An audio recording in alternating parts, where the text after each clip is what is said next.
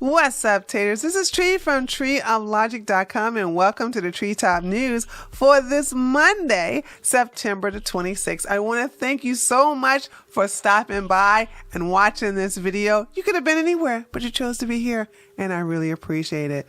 So I just want to let you guys know, thank you for coming to my live stream last night when I was showing some drama, and I'm so happy that you're happy that I'm back on Twitter because Master done let me come back. He unsuspended me and I'm back on Twitter, and I'm really, really happy about it. And I'm going to be a good girl. You see the halo up there? Yes, I'm going to be a good girl. If you would like to follow me on my now unsuspended Twitter account, feel free to do so by going to the links below this video. Okay, without further ado, let's get on over to this particular video of the Treetop News. And of course, we're going to start off with international news. Enjoy.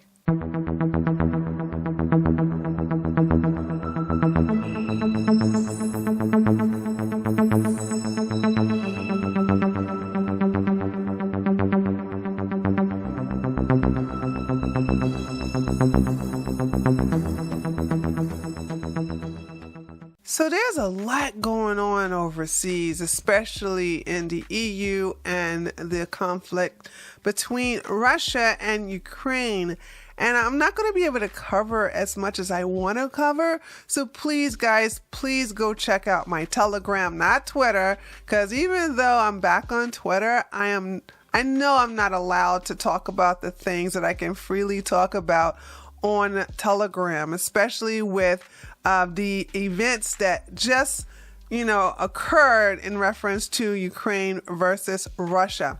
But I will talk about the lightheartedness stuff here, the stuff that YouTube doesn't care about, but the heavy stuff, go to my Telegram. The link is available below this video as well as in my all my links page. So if you all don't know, I'm sure you have because I've talked about this in the past, there's a referendum going on with the LPR and the DPR and Zaporozhye and the Donbass.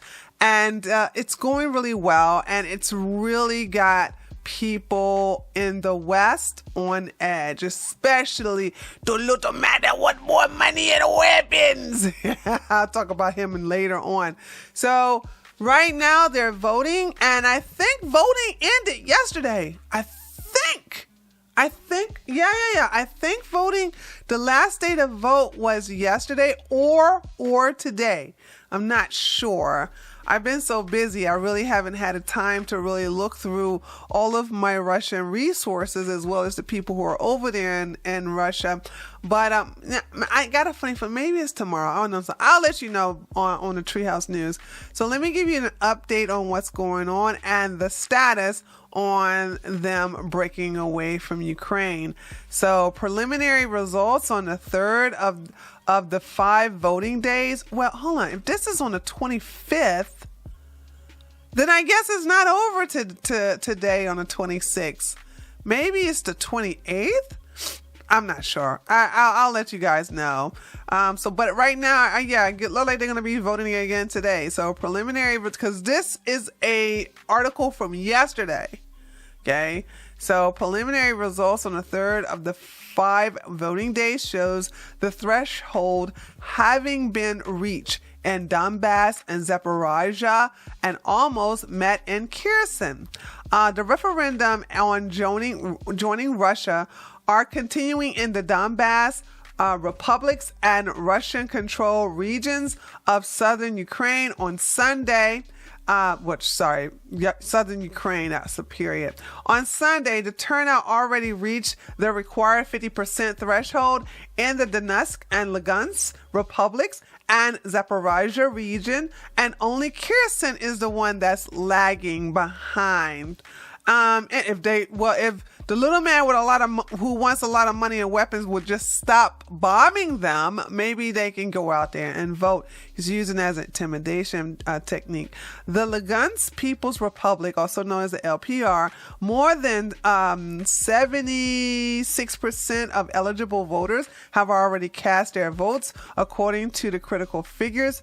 The referendum in the Donbass People's Republic, DPR, is proceeding at a similar pace, with some 77% of voters having shown up at the polling stations. Kherson and Zaporizhia regions, which were largely seized by Russian force amid the ongoing conflict, have demonstrated a lower turnout. Still, the later regions have already met the required legal threshold with some 51.55%. They needed to get at least over 50% in order for the referendum to be counted and qualified or certified, something like that. Our registered voters are already casting their ballots, according to the head of the Zaporizhia Electoral Committee, Gathina. Russian last name I cannot pronounce. Kherson has so far demonstrated lower turnouts, with nearly 49% of voters showing up for the referendum. Polls across the two regions and in the Donbass republics, are set to stay open for the next 2 days. Yeah, they're going to meet it. In Kherson, they're going to meet the threshold. I know they are. I also noticed that every region so far is over 90% in favor of joining the Russian Federation. So let's move over to what's going on in Italy. Mwah! Somebody spilling my spaghetti. I love Italy. They've been, accepting some very uncouth individuals lately, but it's not to their doing. And it looks like they're going to have their first leader. Now, I don't know if she's going to be the prime minister or the president. I'm not sure. But honey, the Italians have had enough of these liberals ruining their beautiful country. Yesterday they had a vote, and I think now the vote has not been certified right now. So I'm going to read to you what they're thinking. The votes that have been turned in so far. It looks like, once again, they're going to the right, just like Sweden. Italy on course for far-right government. By the way, this is the Washington Post. That's why they're doing the far-right. Trust me, their parties are not far-right. They're just right-leaning libertarians. Trust me on that one. Italy on course for far-right government after vote, according to projection. Italian voters appear to shatter several precedents Sunday, backing parties that are now set to form the country's farthest right. What the hell are you talking about? Can you imagine this? Farthest left. We just call you commies. Farthest right government since the fall of Mussolini, led by, oh Lord, why did I pick this article? Led by the first female prime minister. Okay, so I got an answer to my question. She's going to be the prime minister. Projections based on a partial count of votes showed a clear victory for a coalition that includes two far-right forces, including I'm not going to be able to pronounce these Italian parties well, so I'm going to do my best. The Fettalile di Tallina, the Spaghetti, Chicken Alfredo, also known as the Tradition Social Values, close off pathways to undocumented immigrants and push back against the obscure bureaucrats of Brussels. The projection jibbed with exit polls and prediction through. Oh yeah, they're thinking about leaving the EU. predictions throughout the month, which suggests that the right would sail to victory, mainly because its parties are unified as a coalition while the left is not. This is good. This is good. Oh man, if Italy, I don't know if they're going to really do it. See, I know I'm going to have hopes in hoping that Italy leaves the EU. Oh God, if Italy leaves the EU, I could go back there and visit. Because remember, say I'm in trouble with Germany and they won't let me go to the EU countries. Now they're going to turn me into the Stasi. They're going to put Gestapo. All right, let's move on to the little man who wants always begging for more money and weapons. The little man, who liked the sugar booger on Putin, said on Putin's threat of nuclear weapons, I don't think he's bluffing. First of all, let me tell you guys something. During Putin's speech, he never mentioned anything about nuclear weapons. Not once.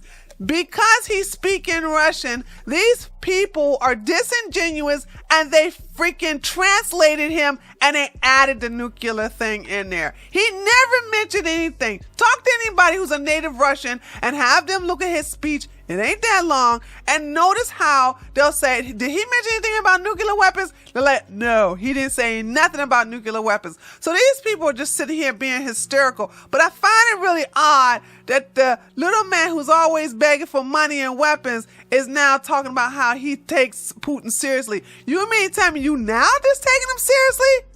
Now you're taking him seriously? Now. You're taking him seriously now.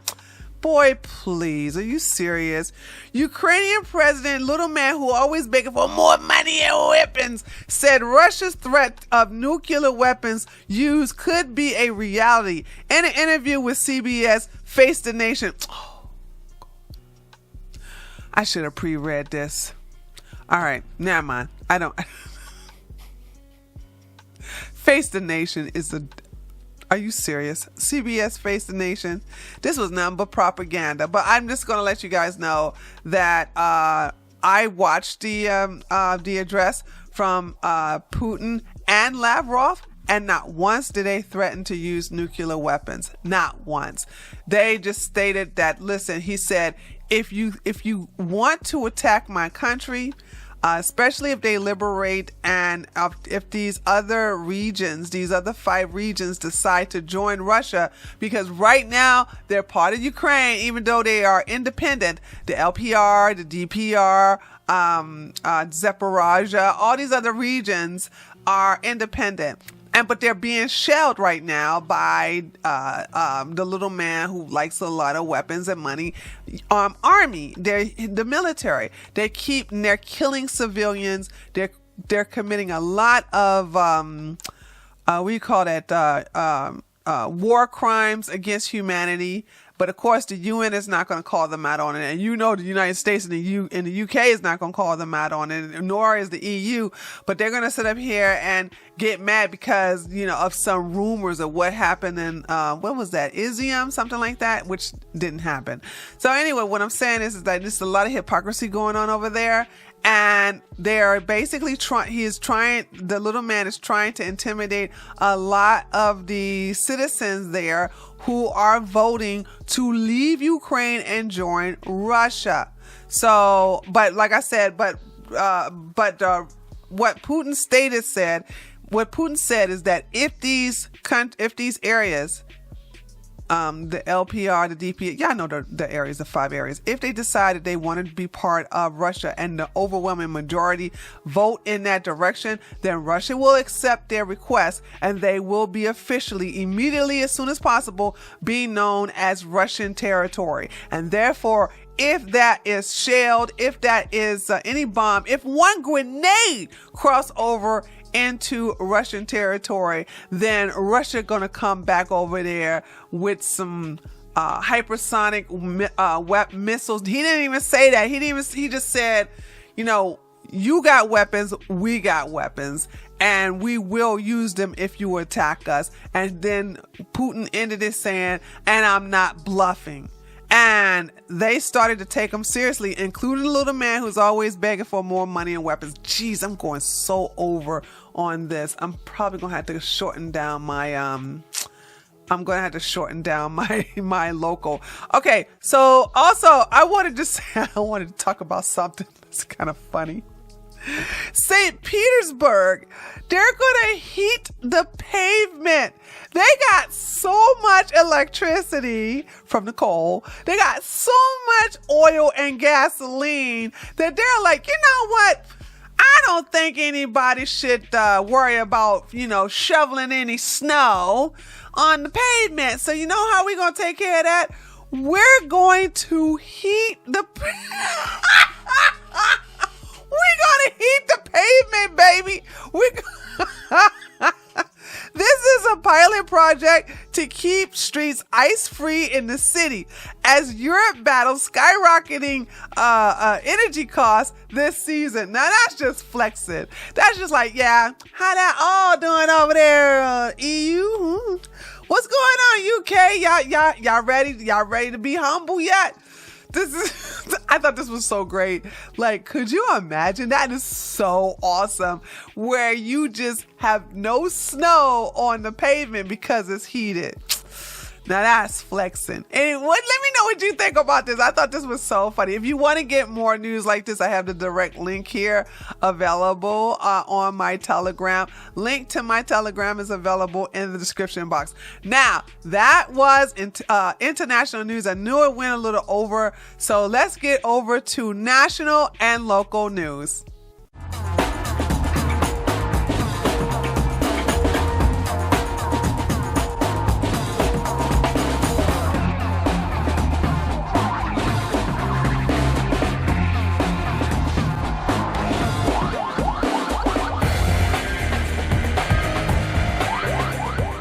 Poopy Pants Biden has once again put America last.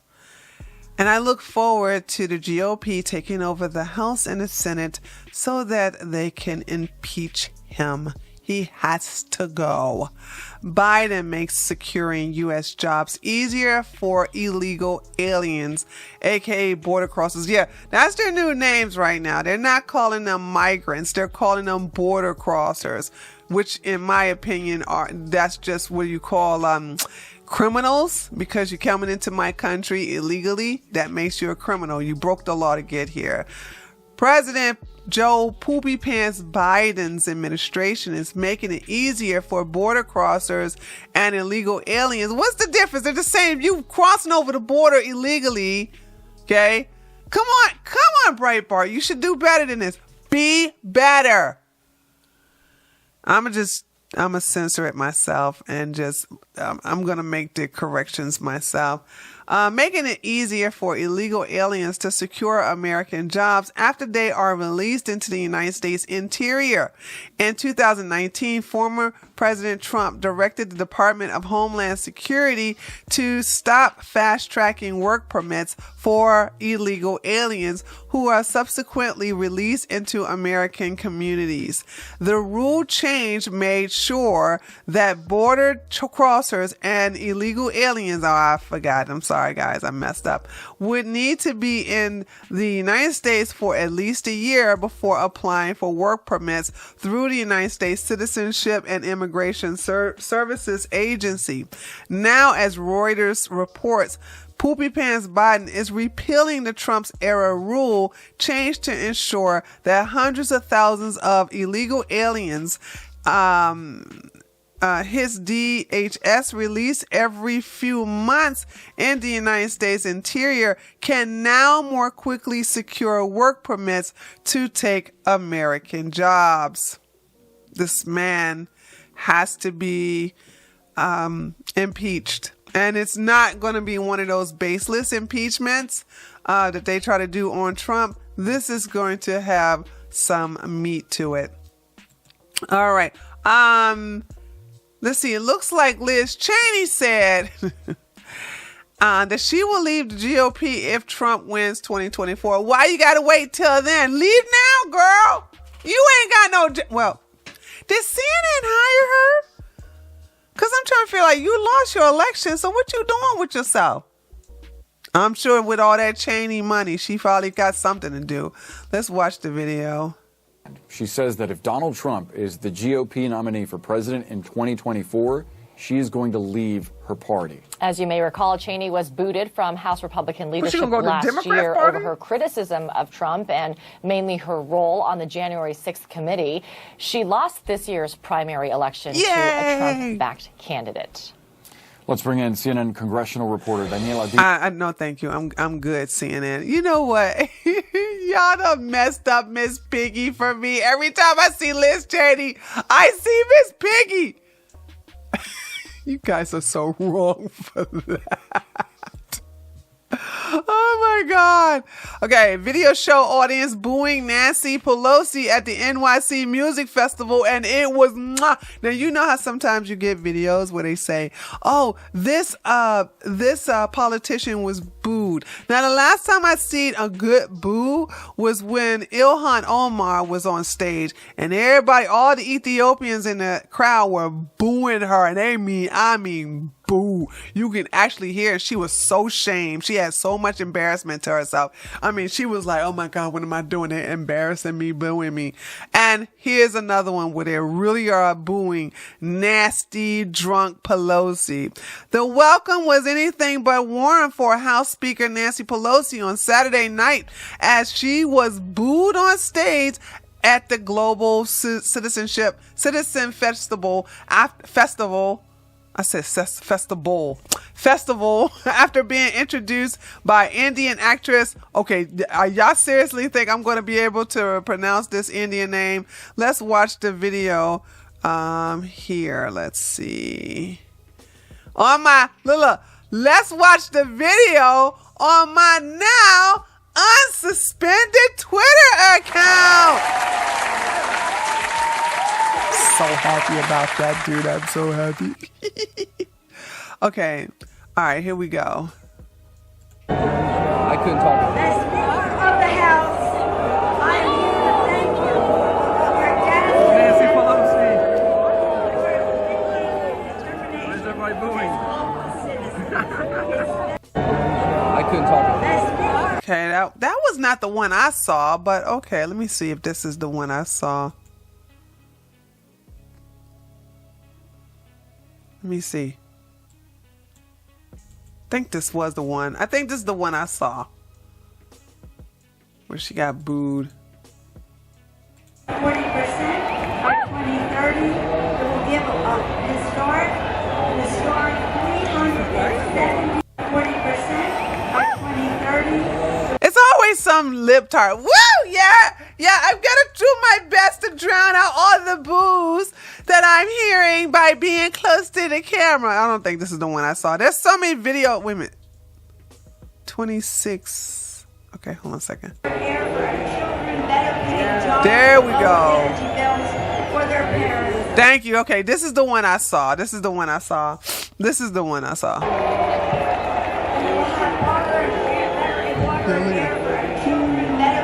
Jobs, lower energy bills for their parents, and allow us to pass the planet on. They're not even listening to her. Your actions help make this happen, and I'm here to say thank you.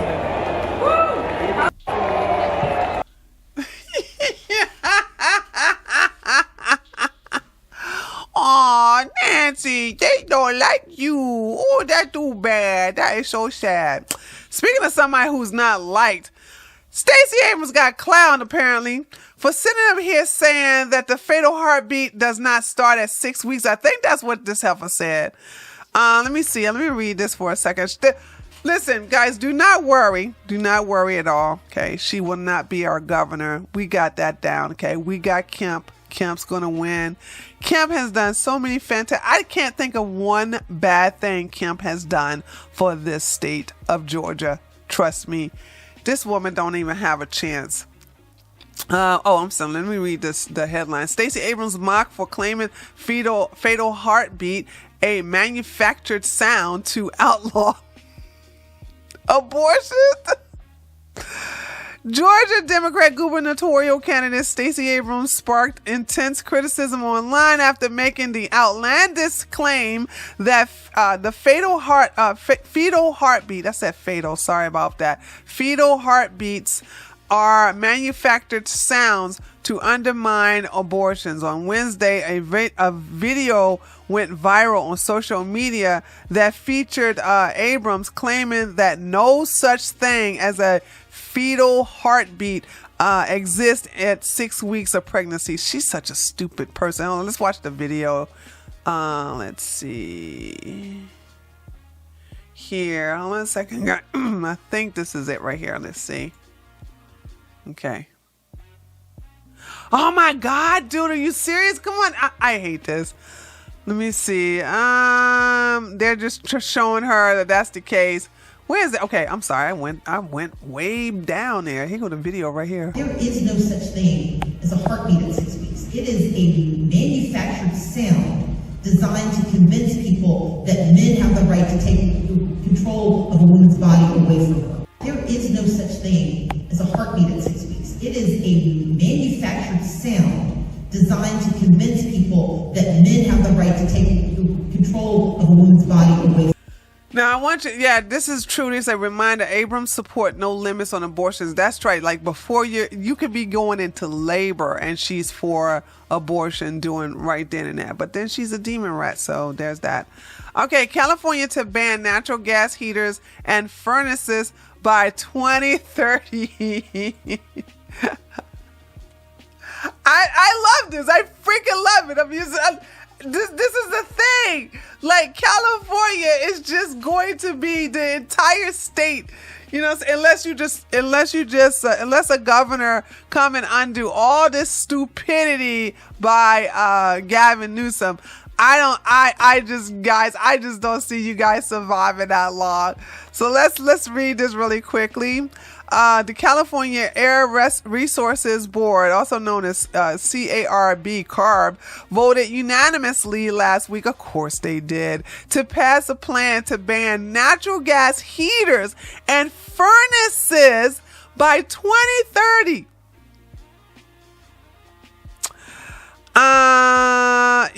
Okay, I'm not gonna read the rest of it. This is I don't care, but I can't stay long on these stories because I have a good social media post I want to share with you guys. All right, I'm just gonna do a news dump. Universal settles lawsuit over a Despicable Me character giving okay gestures and photos with Black and Hispanic children. This is what happened. Okay, at Universal Studios, the people who were wearing the Despicable Me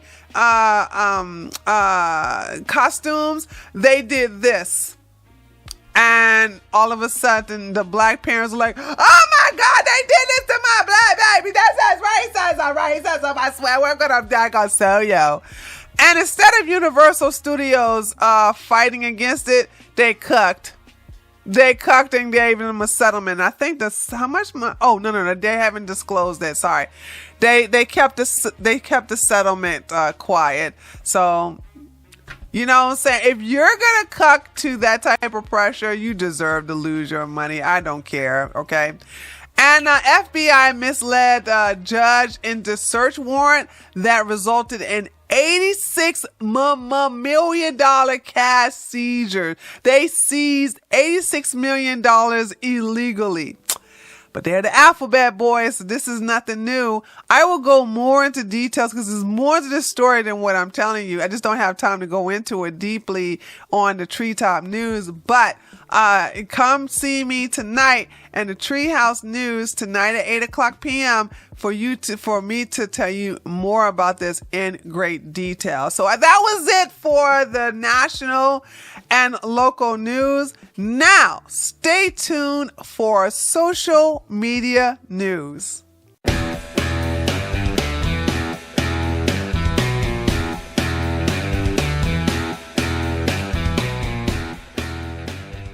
During the spring of 1999, a group of female friends and I went to New York City, and while there, we decided to attend the showing of The Phantom of the Opera. And let me tell you something, I was blown away. And I think one of the reasons why I thoroughly enjoyed the musical was, one, we had some excellent seats. We were like 3 rows from the stage, and it was just a beautiful play. And the way the actresses and actors sang, it was like you were in heaven and these were angels singing to you. Everything was flawless, from the costume to the way they moved their hands and how they positioned their head and their neck, and it was just everything. I just paid attention to every small detail of the show, and I was almost moved to tears just because how beautiful they sang their songs. And so this one right here, I think this is she was not the one I saw, but there is a video where her and I think this guy is Raminez. I think they're the best two. They have excellent chemistry. She playing Christine, say he's playing the Phantom. And they have excellent chemistry together. And the way she sang, she hits those notes so high. I know that if I put a champagne glass near her voice, near her mouth, she would definitely shatter it. So I was really shocked to hear that they're going to be closing next February. But there's something you need to understand why they're closing that nobody's going to talk about. Trust me. Hang on. This is going to be a shocker. But then again, it's not. But I just want you to know that the liberal media is not going to talk about this part, all right? Broadway show, including Phantom of the Opera, closing as New York City crime, Biden inflation wreak havoc. Now, yes, there's a lot of crime escalating in New York City, but there are a lot of shows that are not closing down, and they are having people come and see them just fine. Now, of course, they're going to blame tourism and they're going to blame the crime, but their ticket sales are low, and there's a particular reason why the ticket sales are low for Phantom of the Opera. But all the other shows, especially the Broadway shows, they're still making their money. They're still doing their thing. The traditional shows that kept the traditional characters as they were in the past and not changed them, race swapped them, gender swapped them, those shows are doing well and just fine. Hint, hint. But Phantom of the Opera, not so much. Let me read this and then I'll go into more details. Broadway show, including the Phantom of the Opera, have posted closing notices as tourism has failed to bounce back in New York City in the wake of the coronavirus pandemic. The Democrat-controlled city is currently in the midst of a violent crime surge fueled by spikes of robberies, shooting, assaulting, and the R word. That has kept away many visitors. Shows are also experiencing soaring costs due to the record high inflation caused by President Poopy Pants Joe Biden. In addition to Phantom, other shows that are closing or have recently closed include musicals Beetlejuice. Oh no! Oh no, the Chicago mayor is going to be out without a job. Come From Away and Dear Evan Hansen. Phantom, which is the longest running show in Broadway history, recently announced that it will close its doors in February after 35 years and more than 13,000 performances. In an interview with the New York Times, producer Cameron McIntosh, Cameron McIntosh. I was about to say, I'm not going to be able to pronounce his last name, but that's fine. I can pronounce it. McIntosh blame failing ticket sales. I need you to understand that, right? He's blaming ticket sales, not the Biden inflation, because there are other shows in New York that are doing much better and they are making a profit, doing so well. All right, so failing ticket sales as well as inflation, saying the weekly cost of running the show has hit $950,000 and an increase about $100,000 from the pre-pandemic years. So it's costing more to run the show because of inflation. Now, I'm not going to go into the whole entire article. If you want to read the entire article, you can always go to the description box below this video. But let me explain to you why the ticket sales are basically declining. This is the reason why. So they took Christine, okay? This is what Christine looks like. This is the Christine usually look like. And they blackened her up. They race swapped her. Now, I know y'all are saying like, oh, Tree, do you really care that they race swap her?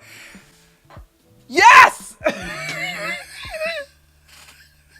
What are you talking about? Not only that, hold on. To be fair, let me just say this. In all fairness, I listened to her. I said, well, maybe she got some good pipes on her, some deep lungs in her, so she can really hit this note like Sarah.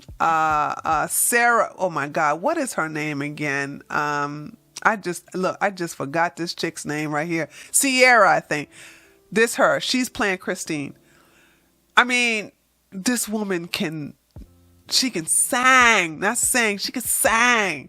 You know what I'm saying? To the point where it just moves you. When I listen to this chick, I'm just like, okay, when your hip hop album coming out? She doesn't project it's hard to explain.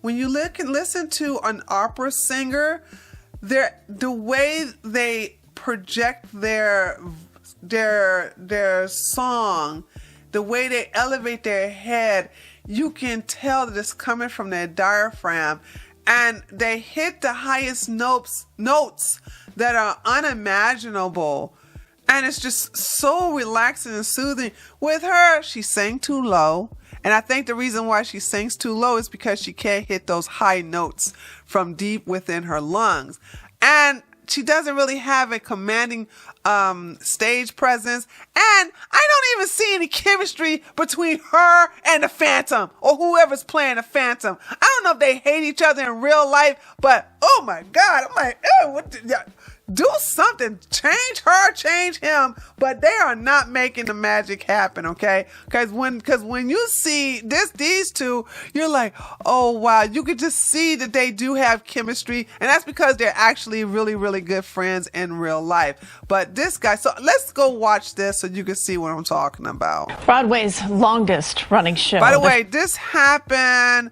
I think they had her take the stage last year. So around about last fall. So do the math now. We're coming up an entire year that this chick been Christine in the Phantom of the Opera, and they want to know why the ticket sales are so bad. It's because she is not up to par. Let me just stop. Phantom of the Opera now has an historic cast member. CBS 2's Danya Backus with the introduction tonight.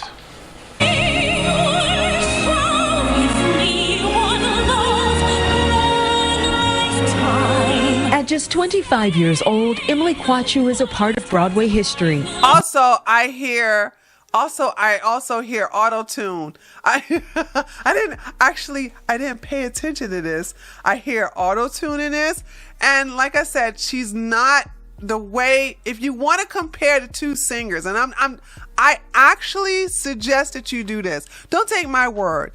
Take her voice and take this actress right here, because I only know this actress Sierra right here. Listen to the two and you can definitely tell the difference. But also just look at the chemistry. Them two don't have any chemistry. You are first on Broadway. How do you feel? It's overwhelming. It's It's scary that daggone nose and that earring in the nose. And exciting all at the same time. It's so many feelings wrapped into one. Back in October, she became the first black actor to play the role of Christine Daae in the New York production of The Phantom of the Opera. She was the alternate leading lady. Wednesday, she'll again secure a spot in history when she takes over the role full time. Are you right now living out a dream? Yeah, definitely. This is a show that I've envisioned myself in for a while. But Emily admits it almost didn't happen. When the COVID-19 pandemic halted Broadway productions, she started to rethink her future. I'm exploring other options. And then just as I was okay, so she was there even during the pandemic in 2020. Wait a minute. She's been there that long, and they're like, oh man, we gonna have to close that because we ain't making no money because we decided to go diverse instead of going after who's the best for the role. So this proves my point. Literally starting to get into that, I got the audition for Phantom. So it was kind of crazy how that all worked out. Emily wants her leading role to be one of many firsts.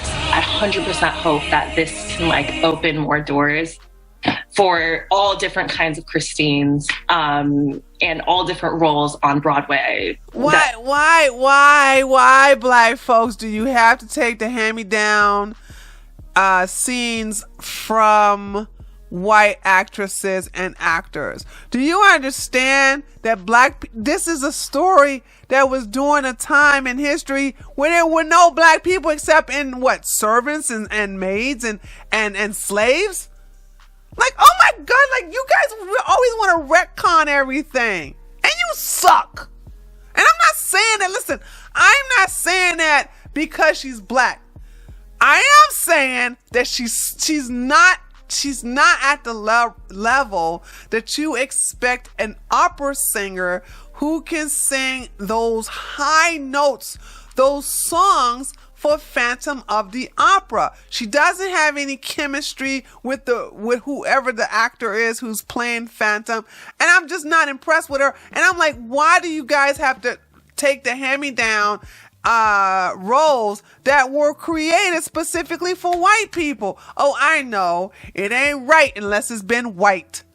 So you need white people to validate something before you play it. Okay, all right, I got it. I totally get it. Thank you for making that understandable. Thank you for basically proving to me and everybody else that you value everything that the white man does. I mean, I gotta admit it, they make some good stuff and they make some good roles. So, cause Lord have mercy, you couldn't pull that off with any kind of African type scene. Yeah, stay mad. They can be played by anyone. The historic moment will take place as the Phantom of the Opera, which is the longest running show on Broadway, celebrates its 34th year. Danya Backus, CBS News, Los Angeles. Wow, love how she visualized that. Right? Yeah, what a voice. Just forced it to happen. Shut your liberal butt up. Oh my God, what a voice. Oh my God. Oh, I'm just so touched because we got a black Christina. And that's why you're going out of business. And you know what? That's what you get. Go woke. Get woke, go broke. And that's what happened. So yeah, so she's the new Phantom. Okay, let me see if I can get a better picture of her here. Let's see, images.